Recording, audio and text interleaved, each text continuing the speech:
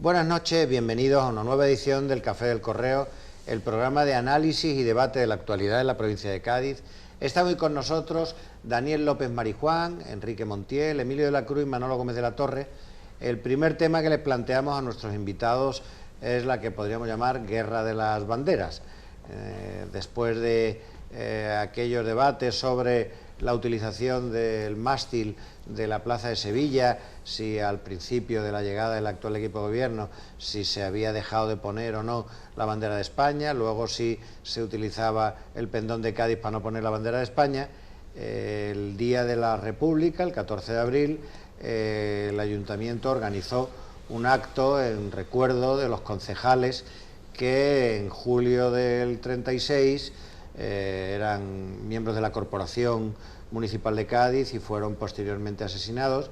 Se descubrió una placa en el edificio de las casas consistoriales y en un mástil que hay en el balcón del despacho de la alcaldía, es decir, aparte de los 3 mástiles que hay en el balcón principal, como establece la ley, hay un cuarto mástil en el balcón de la alcaldía. En ese balcón se izó la bandera de la República.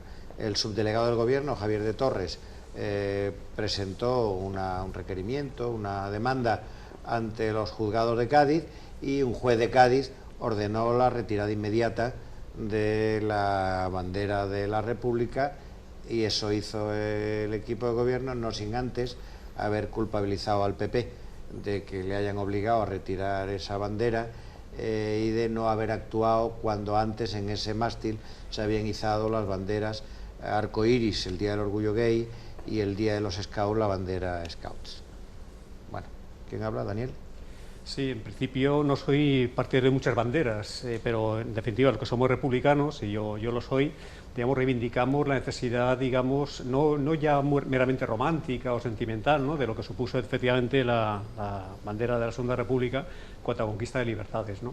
Entonces, claro, el momento en que sufre ese tipo de ataques se ha dicho de todo, ¿no?, que era anticonstitucional, que era una ofensa, en absoluto, vamos, en definitiva, en todo caso sería preconstitucional. Todos sabemos que la bandera española de la Constitución monárquica que ampara precisamente por libertades como esta, por ejemplo, de expresión, ¿no?, y nadie, por ejemplo, vamos a rechazar efectivamente la bandera constitucional, ¿no?, pero también es, digamos, legítimo y debe ser respetado también el hecho de que determinadas fuerzas, no solamente de izquierda, digamos, reivindiquen el legado histórico, incluso la vigencia que tiene la bandera y la República como forma, en definitiva, de Estado, ¿no?, puesto que muchos pensamos que es, digamos, moralmente superior, por ejemplo, a la opción meramente monárquica, ¿no? Entonces, que no se entienda como agresión, no solamente como, digamos, identificación, digamos, enarbolar un signo, un símbolo, que de alguna forma ampara libertades que hoy mismo tenemos, eso sí, recortadas, con la Constitución, en definitiva, monárquica, pero que en definitiva una Constitución republicana a la que aspiramos nosotros, no de inmediato, pero en un futuro esperemos que sea próximo, debe ser perfectamente y legítimamente reclamada, ¿no? O sea, la postura un poquito meramente, digamos, cívica, ¿no?, es decir, que es un signo que debe unir a los amantes y a los que reivindicamos la libertad y los derechos civiles, ¿no? Enrique. Bueno, esto, en mi opinión, daría para mucho, un debate largo, ¿no? En primer lugar, él dice, Daniel, yo soy republicano. Es que eso, ¿qué significa? O sea, hay muchos tipos de repúblicas. Algunas repúblicas son abyectas, otras repúblicas son abominables. Es decir, que ser republicano es como no sé qué, eso no es nada. Y otra cosa distinta es también, dice, no, somos republicanos porque amamos la libertad y tal. Bien, de acuerdo. Y los demás no amamos la libertad, los demás, por ejemplo, que yo es que francamente digo una cosa, yo soy constitucionalista, es decir, yo estoy de acuerdo con esta Constitución que hay en España, que yo he votado sí. Por lo tanto, yo quiero y mi esfuerzo en ser un buen ciudadano y cumplir las leyes que esta Constitución, refrendada mayoritariamente por los españoles, está vigente. Dicho lo cual, bueno, después habría una acotación histórica muy importante. La bandera tricolor, la bandera de la República, fue denostada por los partidos que hoy dicen que son republicanos, puesto que los republicanos, que eran tildados de burgueses por esos partidos que hoy quieren levantar esa bandera, de burgueses fueron perseguidos encarcelados, en algunos casos asesinados, en aquel desbarajuste, por llamarlo de alguna manera, en el que terminó el proceso de abril del 31. Por lo tanto, aquí estamos haciendo bastantes mentiras de cosas que deberíamos de ser, por Dios, más superar de una vez todo esto. Claro, la República, esa bandera fue tildada como de la República burguesa, que era el sistema político de una clase que había que exterminar. Pero echa el balón al pasto, es que Sí. no vamos... Entonces, no quería un debate sobre república, claro, es que monarquía, es muy difícil. sino Si sobre yo no he hecho las banderas, sí, ¿no? Pero yo no he hecho un debate de... Ya, yo, digo, pues si no es que nos ocupa tres programas ese debate, y ¿no? con relación a lo que pasó en Cádiz, bueno, yo creo que fue una provocación más, una postura más del alcalde, y lo que espero es lo siguiente: el juez decreta un interdicto para que la retiren. Pero el hecho de ponerla o es un hecho que es ilegal y por lo tanto debe tener una respuesta de la legalidad, y si no es ilegal, oye, que se sepa para que cada uno ponga la bandera que quiera. Lo que está muy claro es que con la Ley de Defensa de la República nadie en el Ayuntamiento de Cádiz hubiera puesto una bandera de la monarquía, nadie, porque si le aplican esa ley no estarían todavía en la cárcel los que lo hicieron, ¿no? Por lo tanto, yo espero ahora que el juez que dictó el interdicto para que la quitaran ahora establezca lo que ese acto político, si era un acto ilegal o era un acto que tiene sanción o no tiene, ¿no? Eso es lo que espero. Emilio. Bueno, yo si nos vamos al principio de la polémica, cuando se cambian distintas banderas en la plaza de Sevilla, vuelvo un poco a lo que decía al principio del comienzo de legislatura, ¿no? Esto es, al final, pagar las novatadas de aquellos que vienen con unas propuestas que han tenido anterior a tener que estar en la administración, y cuando llegan a estar, esa confusión que hay entre lo que se quería hacer, lo que se puede hacer y lo que se debe hacer cuando uno ya está elegido por los ciudadanos, pero tiene que hacer una gestión en la administración. Lo que ha ocurrido, repito, eso es un poco esa novatez, porque lo que hay que tener muy claro es que no pasa en ningún país civilizado, es que hay una serie de signos, hay una serie de referencias del propio Estado que hay que tenerlas por encima de absoluto todo, pues si no sería un absoluto desbarajuste, ¿no? Hay una Constitución, hay unas normas, igual que hay una ley, bueno, hay una bandera, que esa bandera es la que rige en estos momentos y es la que constitucionalmente está aprobada, pero yo creo que al final es que desgraciadamente ha sido incluso la propia derecha la que ha tenido una dejación y se ha querido en un momento determinado vincular siempre la bandera de España a un signo de derecha, que eso ha hecho tener un complejo, que la bandera se ha hecho, desgraciadamente, a veces lo que se ha dado la gana. Yo creo que hay que poner en su sitio todo esto, pero no ya por un sentimiento ni siquiera de bandera sí o bandera no, sino de algo que está muy claro. O sea, cuando tú vas a una institución, a un ayuntamiento, a la Junta de Andalucía, ¿qué banderas son las que tiene que haber? La española, la andaluza en este caso, y la europea. Y eso debe ser sagrado porque es la institución, la seriedad, lo que representa la institución. O sea, a mí no me parece que sea una institución seria, una institución que cada 2 por 3, la que sea, esté cambiando las banderas en función del día que sea. Bueno, eso tiene un espacio también la reivindicación republicana. Eso tiene un espacio en la calle, en los medios, incluso las manifestaciones que llevan sus banderas, pero la representación oficial del Estado, eso no se debe tener ninguna duda, porque si tenemos dudas de esas cosas, pues imaginaros lo demás, ¿no? Sí, vamos a ver, yo me declaro republicano y además soy de esos republicanos que no me declaro nunca, además de republicano, juancarlista.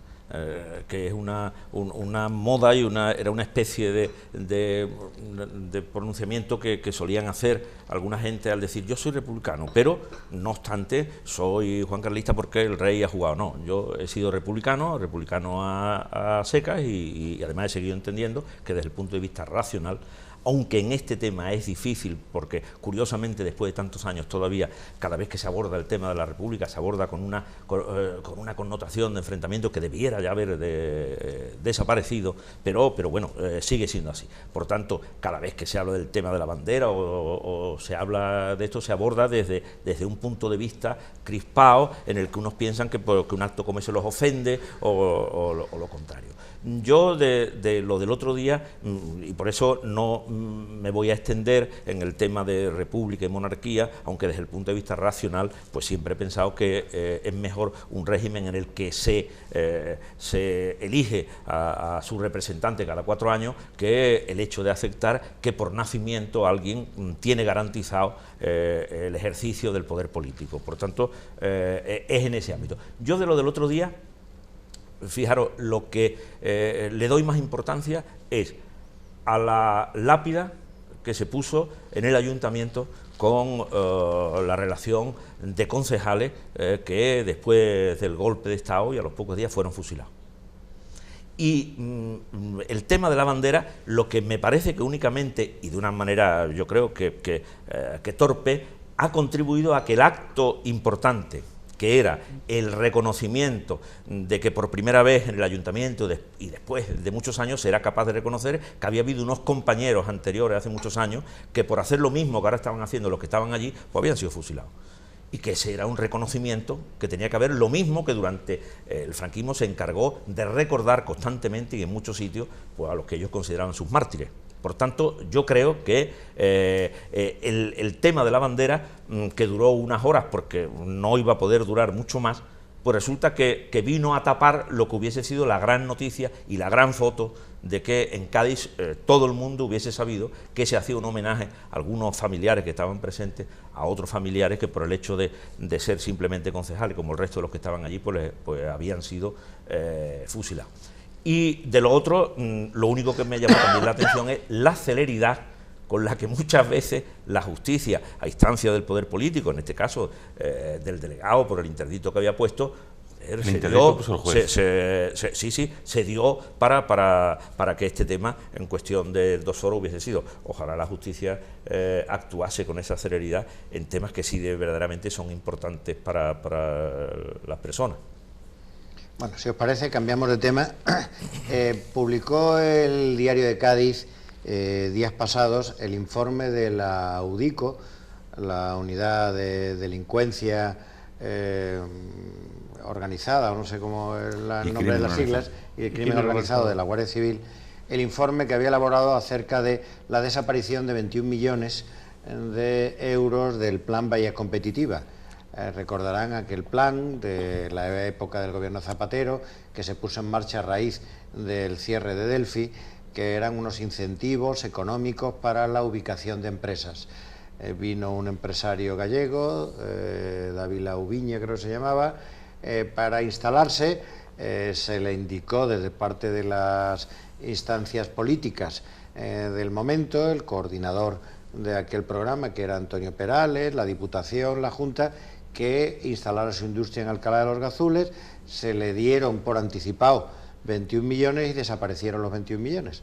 Entonces el informe de la UDICO establecía dónde podían estar esos 21 millones, en Marruecos, en algún paraíso fiscal, etcétera, ¿no? Y bueno, el diario publicó aquello, ¿no? Es tiempo de desapariciones, ¿no? Ahora es el tiempo de desapariciones, porque también están buscando los millones que han desaparecido de la caja de efectivo del Ayuntamiento de San Fernando, los millones que desaparecieron de Banesto y que de pronto están apareciendo al parecer, los 21 millones de Bahía Competitiva, los millones que se han dado para formación, los millones de los ERE. Yo creo que ahora lo que están es buscando millones desaparecidos por todas partes. Bueno, y ahora pues la UDICO le pone el foco a la Bahía Competitiva, que realmente es algo insólito y escandaloso. Cómo se puede dar dinero sin controles, sin garantía, sin seguimiento, tal. Es que en todo pasa igual. Cómo se puede robar un banco, como fue el Banesto en tiempo de la presidencia de Mario Conde, y años después, incluso después de haber estado en la cárcel, ahora empieza a aparecer el dinero, o creen que aparece. ¿Dónde está el dinero desaparecido de la corrupción en Cataluña, de la familia Pujol? ¿Dónde están los dineros de esa? No, es que hay ahora tendrá que aparecer el dinero que al parecer ha desaparecido de la caixa que presidía don Narciso Serra, ¿no? Que ahí también hay tela marinera. Es decir, hemos vivido en una época de desapariciones. El dinero ha estado desapareciendo cuando hace falta tanto dinero para esto que además es verdad: la educación de los españoles, la salud de los españoles, el bienestar de los españoles. Bueno, cuando hace falta tanto dinero, resulta que el dinero que le hace falta a los españoles está desaparecido en los cursos de formación, en los ERE de la Junta de Andalucía, en Bahía Competitiva, en el Ayuntamiento de San Fernando, en el Ayuntamiento de Cual.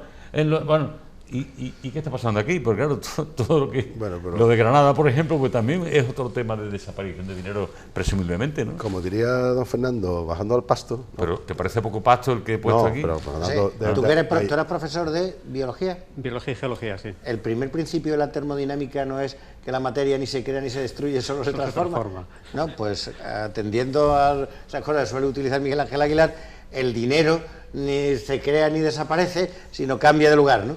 Estará en algún sitio. No, que quería decirte que, por supuesto, estando de acuerdo en la exposición que has hecho, pero bajando a Bahía Competitiva, que era el tamo, digo, lo que a mí me asombra es, si es como tú has dicho, ¿no? Que se adelantaron 21 millones de euros. Vamos a ver, digo, yo no entiendo, vamos a ver, cómo se ha podido hacer eso, y además quién ha tenido la cara de hacer eso, porque yo creo que en mi vida, me parece que una vez en mi empresa salieron unos fondos de la Junta de Andalucía que era para renovación de temas informáticos, tal. Yo recuerdo un martirio, porque algún cercano de fuera me dijo, hombre, presentarlo. Digo, no, si yo en mi vida, bueno, un martirio que eso fue para presentarlo, para poder hacer el trabajo y recibir la subvención, que a lo mejor os hablo de, no sé si llegaban a 6.000 euros, ¿no? Entonces, todo lo que había que hacer.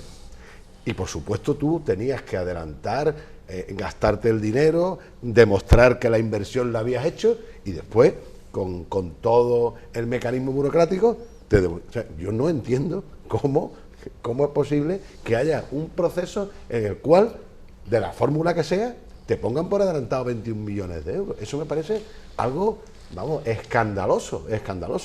Porque sin poner en mayor o peor gravedad lo que tú has comentado, pero hombre, es una administración.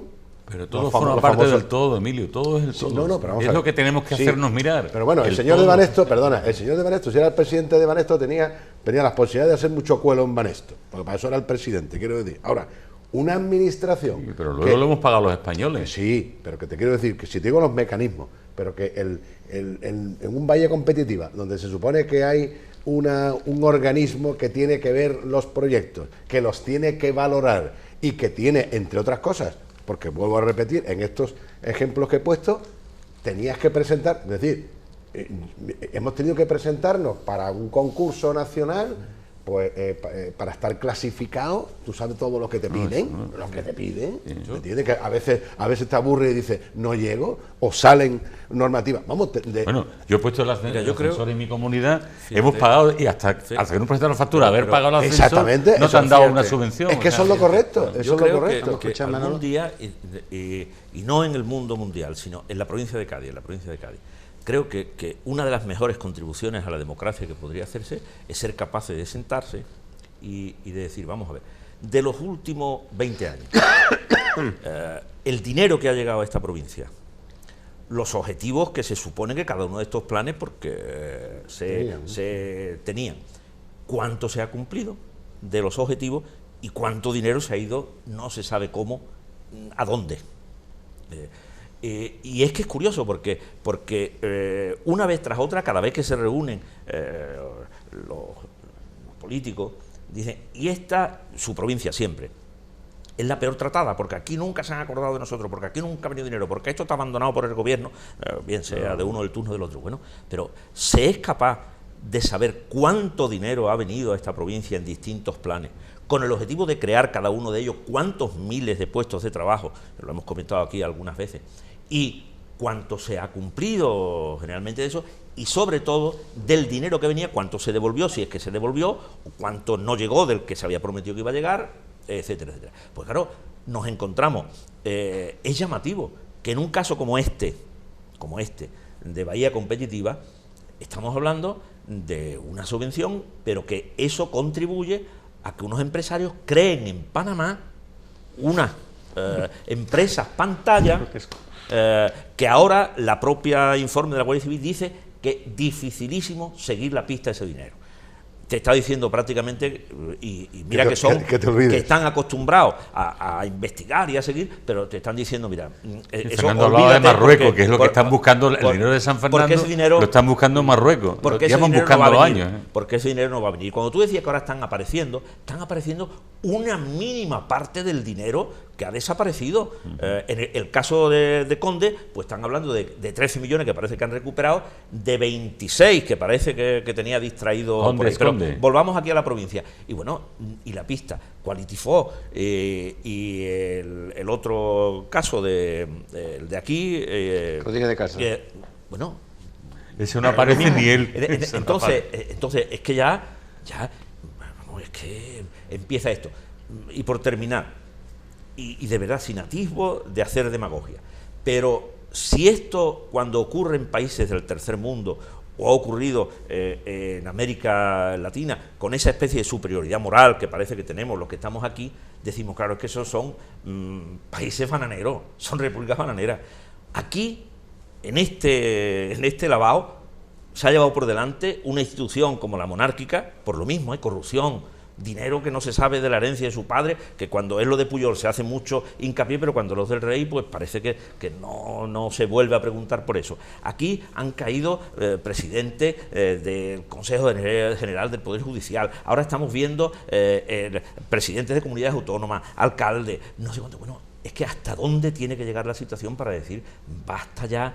Y de verdad, aunque sea en nuestra provincia, seamos capaces. Vamos a escuchar a Daniel porque se está acabando el tiempo. Solamente corroborando lo que dice Manolo, efectivamente yo creo que es un poquito podemos decir, el paradigma de los tres vicios, ¿no?, de los que ha adolecido y sigue adoleciendo esta democracia, vamos a llamar imperfecta y en gran parte corrupta, ¿no?, que desgraciadamente estamos padeciendo últimamente, ¿no?, que son en primer lugar el clientelismo, y esto desgraciadamente no está erradicado, es decir, prácticamente todo poder político que ejerce su ámbito en el tema local, el tema autonómico, en el tema estatal, establece sus redes clientelares simplemente de cooptación y de influencia, lo cual significa la antítesis de la democracia. El segundo vicio sería, lógicamente, la corrupción, el hecho de que ya empieza a establecerse fondos negros o grises, en definitiva, y empieza a distraerse dinero que es de todos nosotros, eso de que el dinero público no es de nadie, en fin, la mayor tontería se ha podido haber dicho.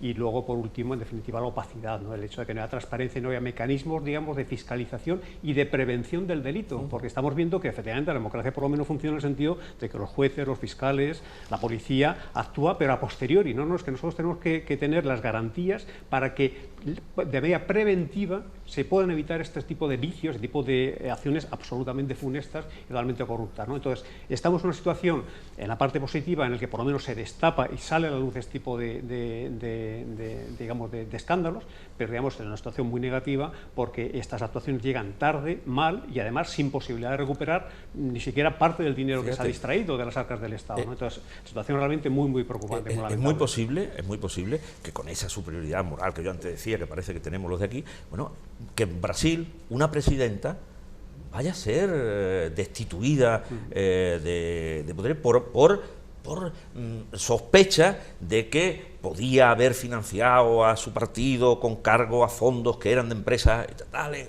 Bueno, pero Manolo, es que de verdad es que la bola de los escándalos cada vez más grande. Es que ya no es el dinero desaparecido físicamente, ¿no?, sino el dinero, por ejemplo, tirado a la basura o enterrado. Estos días en Jaén hay una inversión de 80 millones de euros en el tranvía, que está completamente parado, no funciona, no va a funcionar, y se han metido 80 millones de euros en eso, en Jaén. Y ese dinero ha venido mucho de ello de Europa, que cuando decimos que es que Europa, y miramos con desconfianza porque la Merkel y no sé cuánto, bueno, sabemos la cantidad de dinero que ha venido pues de Europa para eso. De euros el porcentaje de beneficios de las empresas que lo han hecho. Tenemos que terminar ya este primer bloque y volvemos en un momento.